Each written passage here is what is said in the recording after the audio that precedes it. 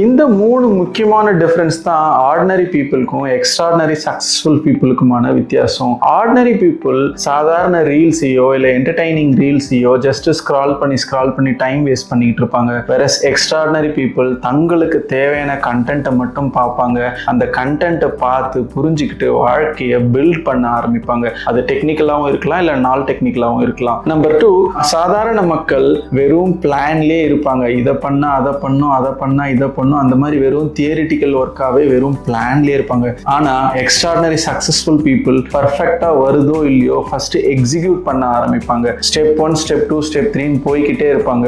கொஞ்சம் கொஞ்சமா பர்ஃபெக்ஷனை உருவாக்குவாங்க. நம்பர் 3, சாதாரண மக்கள் ஒவ்வொரு விஷயத்திலையும் இது நடக்குமா நடக்காதுன்னு சந்தேகப்பட ஆரம்பிப்பாங்க. வேறஸ் வெற்றியாளர்கள் என்ன விஷயம் செய்யணுமோ, என்ன விஷயம் சாதிக்கணுமோ அதை எப்படியாவது டாமினேட் பண்ணி நம்ம செஞ்சு முடிக்கணும்னு நினைப்பாங்க. நீங்க எந்த கேட்டகரியில் இருக்கீங்கன்னு பாருங்க.